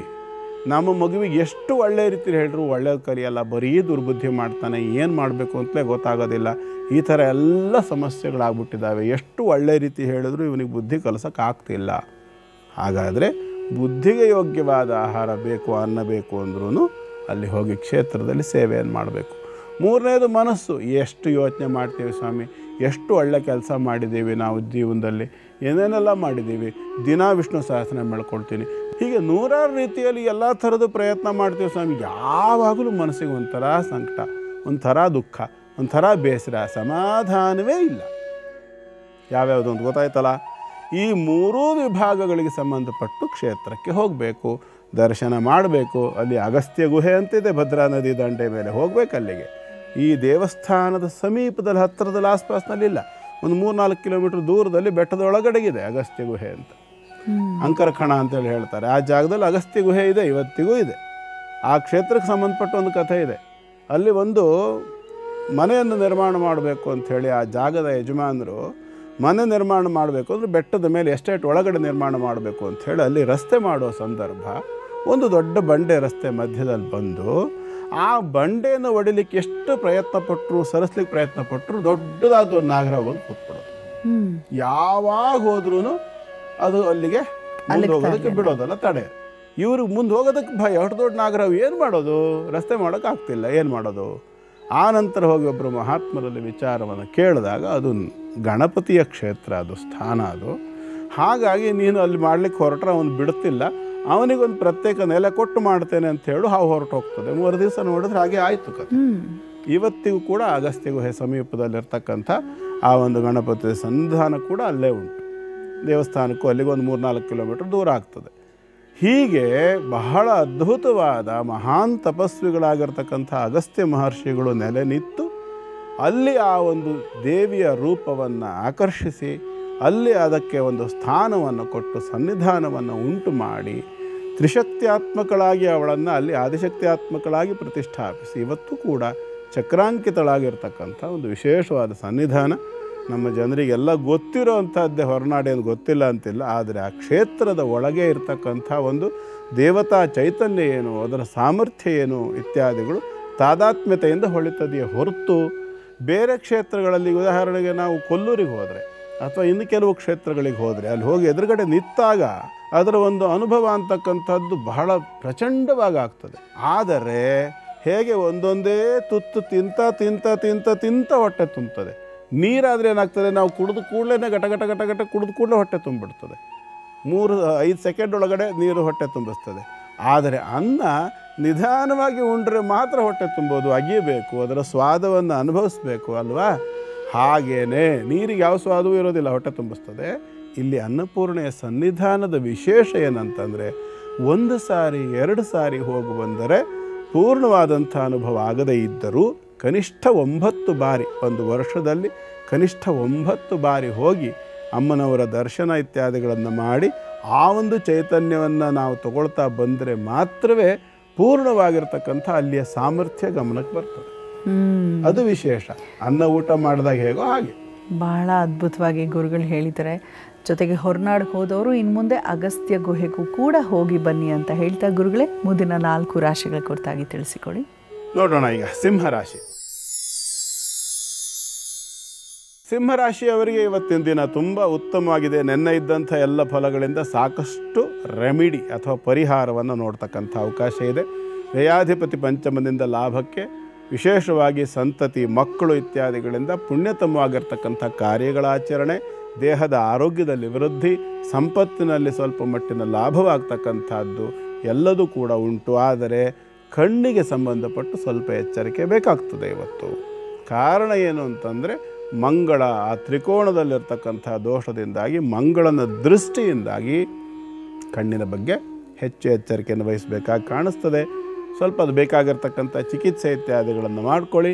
ಜೊತೆಯಲ್ಲಿ ಅಶ್ವಿನಿ ದೇವತೆಗಳನ್ನು ಸ್ತೋತ್ರ ಮಾಡ್ತಕ್ಕಂಥದ್ದು, 2 ತೆಂಗಿನಕಾಯಿಯನ್ನು ಕೈಲಿ ಹಿಡ್ಕೊಂಡು ಒಂದಕ್ಕೆ ಅಶ್ವಿನಿ ದೇವತೆಗಳನ್ನು, ಆ 2ಕ್ಕೂ ಕೂಡ ಒಂದಕ್ಕೆ ನಾಸತ್ಯ ಮತ್ತೊಂದಕ್ಕೆ ದಸ್ರಾ, ನೆನಪಿಟ್ಕೊಳ್ಳಿ. ನಾಸತ್ಯ ಮತ್ತು ದಸ್ರಾ ಅನ್ನುವಂಥ ಹೆಸರಿಂದ 2 ತೆಂಗಿನಕಾಯಿಯನ್ನು ಪೂಜೆ ಮಾಡಿ ಯಾರಿಗಾದರೂ ದಾನ ಮಾಡಿ ಸ್ವಲ್ಪ ಮಟ್ಟಿಗೆ ದಕ್ಷಿಣೆಯನ್ನು ಸೇರಿಸಿ ಅದನ್ನು ದಾನ ಮಾಡೋದರಿಂದ ಕಣ್ಣಿನ ಸಮಸ್ಯೆ ಅಂತಕ್ಕಂಥದ್ದು ದೂರವಾಗ್ತದೆ. ಶುಭವಾಗಲಿ. ಮುಂದಿನ ಕನ್ಯಾರಾಶಿ. ಕನ್ಯಾರಾಶಿಯವರಿಗೆ ಕೂಡ ಇವತ್ತಿನ ದಿನ ತಕ್ಕ ಮಟ್ಟಿಗೆ ಚೆನ್ನಾಗಿಯೇ ಇದೆ. ಕಾರಣ ಲಾಭಾಧಿಪತಿಯ ಚತುರ್ಥದ ಫಲ. ಮುಖ್ಯವಾಗಿ ಯಾರು ಭೂಮಿ ವ್ಯವಹಾರ, ರಿಯಲ್ ಎಸ್ಟೇಟ್ ಇತ್ಯಾದಿಗಳನ್ನು ಮಾಡ್ತಾ ಇದ್ದಾರೆ ಅಂಥವರಿಗೆ ಸಾಕಷ್ಟು ಅನುಕೂಲವಾಗ್ತದೆ. ಮತ್ತು ಲಾಭಾಧಿಪತಿ ದುಡ್ಡು ಕಾಸಿನ ವಿಚಾರದಲ್ಲಿ ಕೂಡ ವಿಶೇಷವಾಗಿ ಬೆಳ್ಳಿಯ ವಸ್ತುಗಳನ್ನು ವ್ಯಾಪಾರ ಮಾಡ್ತಕ್ಕಂಥವರಿಗೆ, ಕನ್ಯಾ ರಾಶಿಯವರಿಗೆ ಇವತ್ತು ಸಾಕಷ್ಟು ವೃದ್ಧಿಯನ್ನು ಕೂಡ ನೋಡಬಹುದು. ವಿವಾಹಾದಿ ಮಂಗಳ ಪ್ರಯತ್ನಗಳನ್ನು ಮಾಡ್ತಾ ಇರತಕ್ಕಂಥವ್ರಿಗೆ ಕೂಡ ಸಾಕಷ್ಟು ಅನುಕೂಲವಾಗಿರ್ತಕ್ಕಂಥ ಒಂದು ನ್ಯೂಸ್. ದ್ವಿತೀಯದ ಅಧಿಪತಿ ಶುಕ್ರ 11ರಲ್ಲಿರೋದ್ರಿಂದ ಅವನು ಕೂಡ ಶುಭ ಸ್ಥಿತಿಯಲ್ಲಿ ಚಂದ್ರ ಇರೋದರಿಂದ ಸಾಕಷ್ಟು ಒಳ್ಳೆಯ ಫಲ ಉಂಟು. ಜೊತೆಯಲ್ಲಿ ನಾನು ಮೊದಲೇ ಹೇಳಿದ ಹಾಗೆ ದೇವಿಯ ಸ್ವರೂಪ ಇವತ್ತು ಅನ್ನಪೂರ್ಣ ಪರಮೇಶ್ವರಿಯನ್ನೇ ಆರಾಧನೆಯನ್ನು ಮಾಡಿಕೊಳ್ಳಿ ಕನ್ಯಾ ರಾಶಿಯವರು. ಶುಭವಾಗಲಿ. ಮುಂದಿಂದು ತುಲಾರಾಶಿ. ತುಲಾರಾಶಿಯವರಿಗೆ ಇವತ್ತು ಸ್ವಲ್ಪ ಬೇಸರ ಆಗತ್ತೆ. ಕಾರಣ ಏನು ಅಂದರೆ ಕರ್ಮತೃತೀಯ ಭಾಗ್ಯ. ಗುರು ನಿಮ್ಮ ರಾಶಿಗೆ ಮಿತ್ರ ಅಲ್ಲ. ಹಾಗಾಗಿ ಗುರುವಿನ ದೃಷ್ಟಿ ಯಾವಾಗ ಚಂದ್ರನಿಗೆ ಬೀಳುತ್ತದೆ, ಕರ್ಮಘಾತಕವಾಗಿರ್ತಕ್ಕಂಥ ಯೋಗ. 3ನೇ ರಾಶಿಯಲ್ಲಿ ರಾಶಾಧಿಪತಿಯಾಗಿರ್ತಕ್ಕಂಥ ಗುರುವಿನ ದೃಷ್ಟಿ. ಹಾಗಾಗಿ ತೊಂದರೆ ಆಗೋ ಸಾಧ್ಯತೆ ಇದೆ. ವ್ಯಾಪಾರ ವ್ಯವಹಾರಗಳಲ್ಲಿರಬಹುದು, ಮನೆಯಲ್ಲಿರಬಹುದು, ಒಡ ಹುಟ್ಟಿದವರಿಂದ ಇರಬಹುದು, ತಂದೆ ತಾಯಿಗಳಿಂದ ಇರಬಹುದು, ಎಲ್ಲ ಕಡೆಗಳಿಂದ ಕೂಡ ಇವತ್ತು ನಿಮಗೆ ಬೇಸರವಾಗ್ತಕ್ಕಂಥ ಸುದ್ದಿಗಳೇ ಸಿಕ್ಕತ್ತೆ. ತುಂಬ ಬೇಸರವಾಗಿ ಕೆಲವು ಸಂದರ್ಭ ಪಂಚಮದ ರಾಹು ಕೂಡ ನಿಮಗೆ ದುರ್ಬುದ್ಧಿಯನ್ನು ಕೂಡ ಕೊಡಬಹುದು. ಅಷ್ಟಮಾಧಿಪತಿ ಕೂಡ ಹೌದು, ರಾಶ್ಯಾಧಿಪತಿ ಕೂಡ ಹೌದು ಶುಕ್ರ. ಹಾಗಾಗಿ ರಾಹು ಅಷ್ಟಮದಲ್ಲಿರೋದರಿಂದ ಯಾರು ತುಲಾರಾಶಿಯವರಿಗೆ ರಾಹು ದಶೆ ನಡೀತಾ ಇದೆ ಅವರು ಸ್ವಲ್ಪ ಎಚ್ಚರಿಕೆಯಿಂದ ಇರಿ. ಇವತ್ತು ದೊಡ್ಡ ಮಟ್ಟದ ತೊಂದರೆ ಆಗುವಂಥ ಲಕ್ಷಣ ಕೆಲವರಿಗೆ ಉಂಟು. ಹಾಗಾಗಿ ಎಚ್ಚರಿಕೆಯಿಂದ ಇರ್ತಕ್ಕಂಥದ್ದು ಬಹಳ ಮುಖ್ಯ. ಮೃತ್ಯುಂಜಯ ರುದ್ರನನ್ನು ಧ್ಯಾನ ಮಾಡಿಕೊಳ್ಳಿ. ಶುಭವಾಗಲಿ. ಮುಂದಿಂದು ವೃಶ್ಚಿಕ ರಾಶಿ.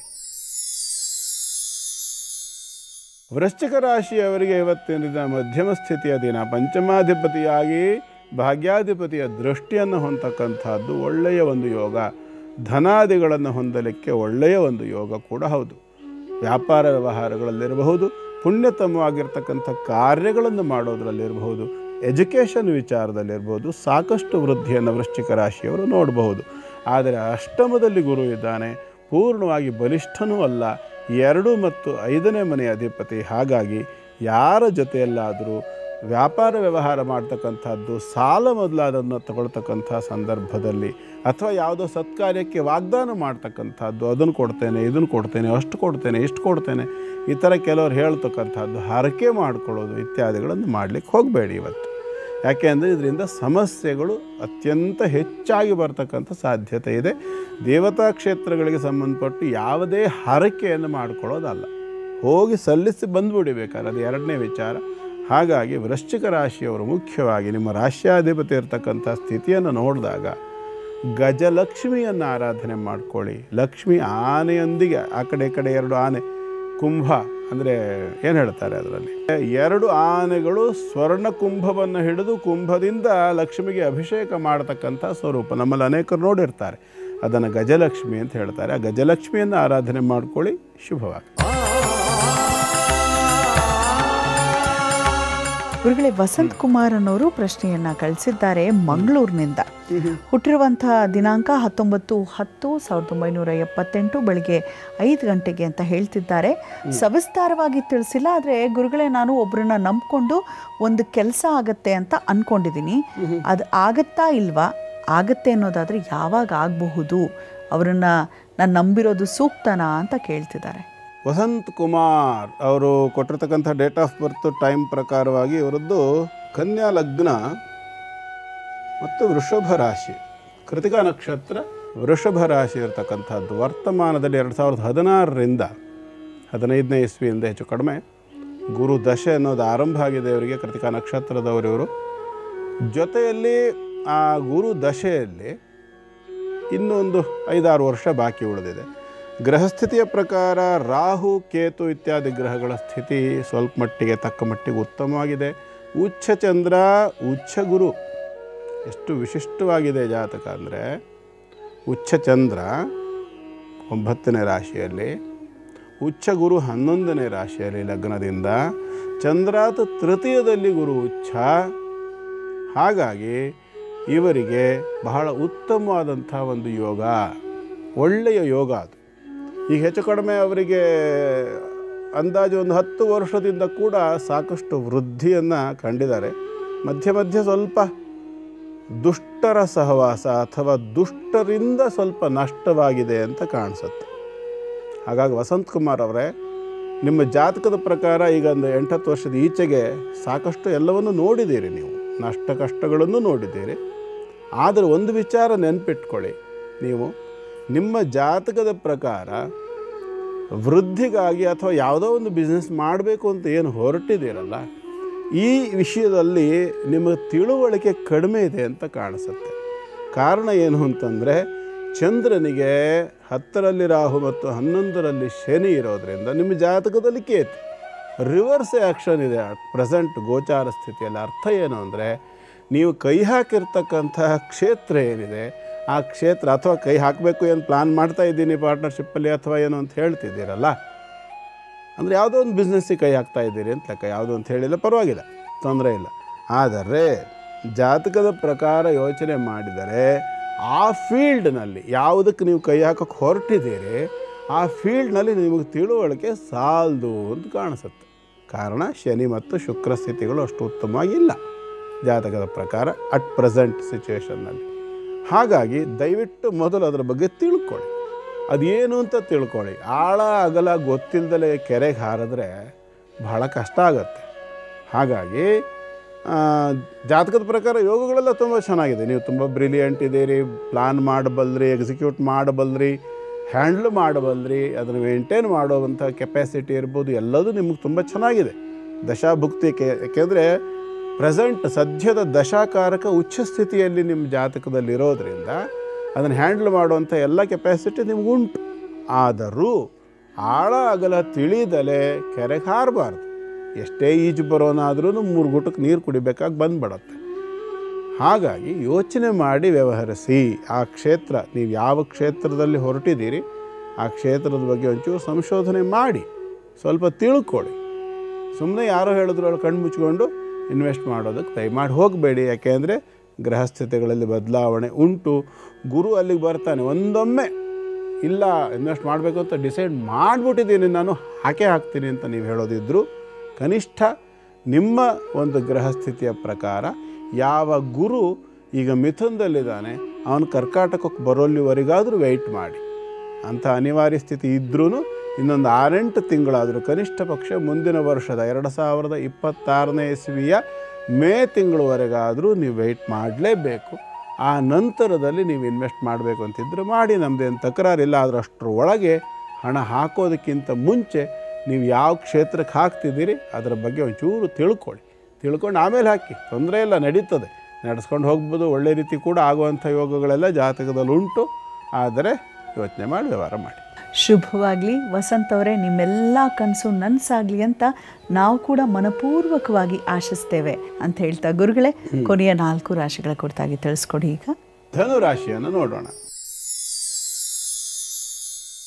ಧನುರಾಶಿಗೆ ಅಷ್ಟಮಾಧಿಪತಿ ರಾಶಿಗೆ ಬಂದಿರತಕ್ಕಂಥದ್ದು, ಕೇಂದ್ರ ಸ್ಥಾನದಲ್ಲಿ ಪಂಚಮಾಧಿಪತಿ, ವ್ಯಯಾಧಿಪತಿ. ಒಟ್ಟಾರೆ ಇವತ್ತಿನ ಸ್ಥಿತಿ ದ್ವಂದ್ವಪೂರಿತವಾಗಿರ್ತಕ್ಕಂಥದ್ದು. ಇದನ್ನು ಮಾಡೋ ಬೇಡವೋ, ಅದು ಸರಿ ಇದೆಯೋ ಇಲ್ವೋ, ಇದರಲ್ಲಿ ನನಗೆ ಲಾಭ ಆಗುತ್ತೋ ಇಲ್ವೋ, ಈ ಥರದ ಯೋಚನೆಗಳೇ ಹೆಚ್ಚಾಗಿ ತಲೆ ತಿಂತಕ್ಕಂಥ ಒಂದು ಲಕ್ಷಣ ಕಾಣಿಸುತ್ತೆ. ಕಾರಣ ಅಷ್ಟಮಾಧಿಪತಿ ಆಗಿರತಕ್ಕಂತಹ ಚಂದ್ರ ರಾಶಿಗೆ ಬಂದು ರಾಶ್ಯಾಧಿಪತಿ ಮತ್ತು ಚತುರ್ಥಾಧಿಪತಿಯ ನೇರ ದೃಷ್ಟಿಯನ್ನು ಹೊಂದತಕ್ಕಂಥದ್ದು. ಪರಸ್ಪರ ವೈರುಧ್ಯ. ಚಂದ್ರನಿಗೆ ಗುರು ಮಿತ್ರ, ಆದರೆ ಗುರುವಿಗೆ ಚಂದ್ರ ಶತ್ರು. ಅರ್ಥಾತ್ ನಾವೆಲ್ಲ ಒಳ್ಳೆಯದನ್ನೇ ಬಯಸ್ತೇವೆ ನಿಮಗೆ, ಆದರೆ ನೀವು ಪ್ರತಿ ಹೆಜ್ಜೆಲೂ ಪ್ರತಿ ಹಂತದಲ್ಲೂ ನಮಗೆ ಕೆಟ್ಟದ್ದನ್ನೇ ಬಯಸ್ತೀರಲ್ಲ ನೀವು ಅನ್ನೋ ಪ್ರಸಂಗ ಇದೆಲ್ಲ ಲಕ್ಷಣಗಳನ್ನು ತೋರಿಸುತ್ತೆ. ಆದ್ದರಿಂದ ದತ್ತಾತ್ರೇಯರ ಆರಾಧನೆಯನ್ನು ಮಾಡಿಕೊಂಡು ಆ ನಂತರ ಇವತ್ತಿನ ಕೆಲಸ ಕಾರ್ಯಗಳನ್ನು ಆರಂಭ ಮಾಡಿ. ಶುಭವಾಗಲಿ. ಮುಂದಿಂದು ಮಕರ ರಾಶಿ. ಮಕರ ರಾಶಿಯವರಿಗೆ ಇವತ್ತು ಸ್ವಲ್ಪ ಬೇಸರ ಆಗಬಹುದು. ಕಾರಣ ನಿಮ್ಮ ರಾಶಿಗೆ ಸಪ್ತಮದಲ್ಲಿರ್ತಕ್ಕಂತಹ ಶುಕ್ರ ಮತ್ತು ಬುಧ ಕೂಡ ಅಲ್ಲೇ ಇದ್ದವನು ಅಷ್ಟಮಕ್ಕೆ ಬಂದಿದ್ದಾನೆ. ಹಾಗಾಗಿ ಯತ್ನ ಕಾರ್ಯಗಳಲ್ಲಿ ವಿಘ್ನವಾಗತಕ್ಕಂಥ ಲಕ್ಷಣ. ಅಷ್ಟಮಕ್ಕೆ ಬಂದರೂ ಬುಧ ಒಳ್ಳೆಯವನೇ ಆದ್ರೂ ಕೇತು ಮತ್ತು ರವಿಯ ಯುತಿಯನ್ನು ಹೊಂದತಕ್ಕಂಥದ್ದು ಒಳ್ಳೆಯ ಸೂಚನೆ ಅಲ್ಲ. ಆರೋಗ್ಯದಲ್ಲಿ ಕೂಡ ಸಾಕಷ್ಟು ವ್ಯತ್ಯಾಸಗಳು ಕಾಣಿಸ್ತದೆ. 12ನೇ ಮನೆಗೆ ಚಂದ್ರ ಬಂದಿರೋದರಿಂದ ಔಷಧೋಪಚಾರಗಳು ಕೂಡ ಪೂರ್ಣ ಪ್ರಮಾಣದಲ್ಲಿ ಅನುಕೂಲವಾಗ್ತದೆ ಅಂತ ಕಾಣಿಸೋದಿಲ್ಲ. ಸಪ್ತಮಾಧಿಪತಿ ಆಗಿರೋದ್ರಿಂದ ವ್ಯಾಪಾರ ವ್ಯವಹಾರಗಳಲ್ಲಿ ಕೂಡ ಲಾಭಾಂಶದಲ್ಲಿ ಕೊರತೆ ಆಗ್ತಕ್ಕಂಥ ಲಕ್ಷಣ. ಹಾಗಾಗಿ ಇವತ್ತಿನ ದಿನ ಸ್ವಲ್ಪ ಬೇಸರ ಆಗಬಹುದು. ಅದನ್ನೇನು ತಾತ್ಕಾಲಿಕವಾಗಿರ್ತಕ್ಕಂಥ ಫಲ. ನಾನು ಯಾವಾಗಲೂ ಹೇಳ್ತೀನಿ, ಇದು ಶಾಶ್ವತ ಫಲ ಅಲ್ಲ. ಹಾಗಾಗಿ ಟೆನ್ಷನ್ ಮಾಡ್ಕೊಳ್ಳೋದು ಬೇಡ. ಸುಖ ದುಃಖ ಒಂದರಿಂದ ಒಂದು ಬರ್ತಾನೆ ಇರ್ತದೆ. ಇವತ್ತು ಖುಷಿಯಾಗಿದ್ದೀನಿ ಅಂತ ಅಂದ್ಕೂಡಲೇ ಇದೇ ಥರ 365 ದಿವಸನೂ ನಡೆಯೋದಿಲ್ಲ ಅಲ್ವಾ? ಹಾಗಾಗಿ ಶಾಶ್ವತವಾಗಿ ಅನುಗ್ರಹ ಅಂತಕ್ಕಂಥದ್ದು ಶಿವನದ್ದು ನಿಮಗೆ ಇವತ್ತು ಪ್ರಾಪ್ತಿಯಾದರೆ ಸಾಕಷ್ಟು ಅಭಿವೃದ್ಧಿ ಅಂತಕ್ಕಂಥದ್ದು ಆಗ್ತದೆ. ಒಳ್ಳೆಯದಾಗಲಿ ಮುಂದೆಂದು ಕುಂಭರಾಶಿ. ಕುಂಭರಾಶಿಯವರಿಗೆ ಇವತ್ತಿನ ದಿನ ತಕ್ಕ ಮಟ್ಟಿಗೆ ಸಮಾಧಾನ. ಸಾಲ ಅಂತಕ್ಕಂಥದ್ದು ಮಾಡಿರ್ತಕ್ಕಂಥವರಿಗೆ ಆ ಸಾಲದ ಶೂಲದಿಂದ ಹೊರಗೆ ಬರಲಿಕ್ಕೆ ಸಾಕಷ್ಟು ಅವಕಾಶಗಳು ಕಾಣುತ್ತೆ. ದೈವ ಬಲ ಅಂತಕ್ಕಂಥದ್ದು ಪೂರ್ಣ ಪ್ರಮಾಣದಲ್ಲಿ ಕೆಲಸ ಮಾಡ್ತದೆ. ಸತ್ಕಾರ್ಯಗಳ ಫಲ ಅಂತಕ್ಕಂಥದ್ದು ಕೂಡ ಸಿಗ್ತದೆ. ವ್ಯಾಪಾರ ವ್ಯವಹಾರಗಳಲ್ಲಿ ಕೂಡ ಸಾಕಷ್ಟು ಅನುಕೂಲ ಆಗ್ತದೆ. ಕರ್ಮಭಾವಾಧಿಪತಿ ಆಗಿರತಕ್ಕಂತಹ ಮಂಗಳನ ದೃಷ್ಟಿ ಕೂಡ ಶುಭ ಸ್ಥಿತಿಗೆ ಕಾಣಿಸ್ಕೊಳ್ತದೆ ಇವತ್ತು. ಹಾಗಾಗಿ ಕೆಲಸ ಕಾರ್ಯಗಳಲ್ಲಿ ಪ್ರಮೋಷನ್ ಬೇಕು ಅಂತ ಬಯಸ್ತಾ ಇರೋರಿಗೆ ಕೂಡ ಸಾಕಷ್ಟು ಅಭಿವೃದ್ಧಿ ಆಗುವಂಥ ಲಕ್ಷಣ ಇದೆ. ಆಂಜನೇಯನ ಧ್ಯಾನ ಪ್ರಾರ್ಥನೆ ಇತ್ಯಾದಿಗಳನ್ನು ಮಾಡಿಕೊಂಡ ಪಕ್ಷದಲ್ಲಿ ಇನ್ನಷ್ಟು ಉತ್ತಮವಾಗಿರ್ತಕ್ಕಂಥ ಫಲಗಳನ್ನು ಕೂಡ ಇವತ್ತು ನೋಡ್ಬೋದು. ಆದರೆ ದುರಾಸೆ ಬೇಡ. ಭಗವಂತ ಕೊಟ್ಟಿದ್ರಲ್ಲಿ ತೃಪ್ತಿ ಪಟ್ಟರೆ ನಾಳೆ ದಿವಸ ಸಂಕಟ ಅನ್ನೋದು ಕಡಿಮೆ ಆಗುತ್ತೆ ಅಲ್ವಾ? ಯೋಚನೆ ಮಾಡಿ. ಒಳ್ಳೆಯದಾಗಲಿ ಮುಂದೆಂದು ಮೀನರಾಶಿ. ಮೀನರಾಶಿಯವರಿಗೆ ಕೂಡ ಇವತ್ತಿನ ದಿನ ತಕ್ಕ ಮಟ್ಟಿಗೆ ಚೆನ್ನಾಗೇ ಇದೆ. ಯಾಕೆ ಅಂತಂದರೆ ರಾಶಿಗೆ ಕೇಂದ್ರ ಭಾವದಲ್ಲಿರ್ತಕ್ಕಂಥ ಪಂಚಮಾಧಿಪತಿ. ನೀವೇ ಯಾವುದೋ ಒಂದು ಕಾಲದಲ್ಲಿ ಆರಂಭ ಮಾಡಿದ್ದ ಒಂದು ಸತ್ಕಾರ್ಯದ ಫಲ ಇವತ್ತು ನಿಮಗೆ ಕಾಣಿಸ್ಲಿಕ್ಕೆ ಶುರುವಾಗುತ್ತೆ. ವಿಶೇಷವಾಗಿ ಮಕ್ಕಳ ಭವಿಷ್ಯಕ್ಕೋಸ್ಕರ, ಮಕ್ಕಳ ಜೀವನದ ಉನ್ನತಿಗೋಸ್ಕರವಾಗಿ ನೀವು ಯಾವ ಸಂಕಲ್ಪ ಮಾಡಿಕೊಂಡು ಈ ಹಿಂದೆ ಒಂದು ಸತ್ಕಾರ್ಯವನ್ನು ಆರಂಭ ಮಾಡಿದ್ರಲ್ಲ, ಆ ಆರಂಭಿತವಾಗಿರತಕ್ಕಂಥ ಸತ್ಕಾರ್ಯದ ಫಲ ನಿಮಗೆ ಪೂರ್ಣ ಪ್ರಮಾಣದಲ್ಲಿ ಇವತ್ತಿನಿಂದ ಆರಂಭವಾಗಿ ಸಿಗಲಿಕ್ಕೆ ಶುರುವಾಗ್ತಕ್ಕಂಥ ಅವಕಾಶ. ಯಾಕೆಂತಂದರೆ ಮೂಲ ಅಲ್ವಾ? ಮೂಲಂ ಪ್ರಜಾಂ ವಿರತಿಮಿದೆಯ. ಪ್ರಜಾ ಅಂದರೆ ನಮ್ಮಿಂದ ಉತ್ಪತ್ತಿ ಆಗಿರತಕ್ಕಂತಹ ಜನ್ರೇಷನ್ ಅಂತ ಅರ್ಥ, ಅರ್ಥಾತ್ ನಮ್ಮ ಸಂತತಿ ಅಂತ ಅರ್ಥ. ಹಾಗಾಗಿ ಆ ಒಂದು ಸಂತತಿಗೆ ಇವತ್ತಿನ ದಿನದಿಂದ ಅಭಿವೃದ್ಧಿಗೆ ಸಂಬಂಧಪಟ್ಟಂಥ ಯಾವುದೋ ಒಂದು ಸತ್ ಕಾರ್ಯವನ್ನು ಈ ಹಿಂದೆ ಮಾಡೋಕ್ಕೆ ಶುರು ಮಾಡಿದರೆ ಮುಂದುವರಿಸಲಿಕ್ಕೆ, ಅದರ ಫಲವನ್ನು ಹೊಂದಲಿಕ್ಕೆ, ಅಥವಾ ಇವತ್ತಿನಿಂದ ಆರಂಭ ಮಾಡಲಿಕ್ಕೆ ಕೂಡ ಸಾಕಷ್ಟು ಒಳ್ಳೆಯ ದಿನ. ಆರಂಭ ಮಾಡಿ ಶುಭವಾಗಲಿ. ನಿಮ್ಮ ಮನೆಯ ದೇವರನ್ನೇ ಪ್ರಧಾನವಾಗಿ ಇಟ್ಕೊಳ್ಳಿ. ಅವಶ್ಯ ಪಿತರಾಚಾರ ಅಂತ ಹೇಳುತ್ತೆ ಶಾಸ್ತ್ರ. ಹಾಗಾಗಿ ನಿಮ್ಮ ತಂದೆ ಅಜ್ಜನ ಕಾಲದಿಂದ ಯಾವ ದೇವತಾ ಆರಾಧನೆ ಅಂತಕ್ಕಂಥದ್ದು ನಿರಂತರವಾಗಿ ನಡ್ಕೊಂಡು ಬಂದಿದೆ, ಅದನ್ನು ನೀವು ಆರಾಧನೆ ಮಾಡಿದಾಗಲೇ ವಿಶೇಷವಾದಂಥ ಫಲ ಕೂಡ ಸಿಕ್ಕುತ್ತೆ, ಶೀಘ್ರವಾಗಿ ಸಿಕ್ಕತ್ತೆ, ಮತ್ತು ಎಷ್ಟು ಬೇಕೋ ಅಷ್ಟನ್ನು ಕೊಡ್ತಾನೆ. ಪ್ರಾರಂಭ ಇವತ್ತಿಂದ ಆರಂಭ ಮಾಡಿಕೊಳ್ಳಿ. ಶುಭವಾಗಲಿ ಅಂತ ಹಾರೈಸ್ತೇನೆ. ಗುರುಗಳೇ, ಕಾರ್ಯಕ್ರಮವನ್ನು ಮುಕ್ತಾಯ ಮಾಡುವಂಥ ಸಮಯ ಬಂದಿದೆ. ಎಂದಿನಂತೆ ಪ್ರತಿ ಬಾರಿ ಹೇಳುವ ಹಾಗೆ ಬಹಳ ಅದ್ಭುತವಾದ ವಿಚಾರಗಳನ್ನು ತಿಳಿದುಕೊಳ್ತಾ ಇದ್ದೀವಿ ಧರ್ಮಜ್ಯೋತಿ ಕಾರ್ಯಕ್ರಮದ ಮುಖೇನ. ಆ ರೀತಿಯ ಮೆಸೇಜ್ಗಳು ವೈಯಕ್ತಿಕವಾಗಿ ನಮ್ಮ ವಾಟ್ಸಪ್ ನಂಬರ್ಗೆ ಬರ್ತಿದೆ ಅನ್ನೋದೇ ಒಂದು ಖುಷಿಯ ಸಂಗತಿ. ಧನ್ಯವಾದಗಳು ಗುರುಗಳೇ. ಸರ್ವೇ ಜನ ಸುಖಿನೋ ಭವಂತು, ಸಮಸ್ತ ಸನ್ಮಂಗಲಾನಿ ಭವಂತು. ಭಗವಂತ ಎಲ್ಲರಿಗೂ ಒಳ್ಳೆಯದನ್ನೇ ಮಾಡಲಿ. ನಮಸ್ಕಾರ.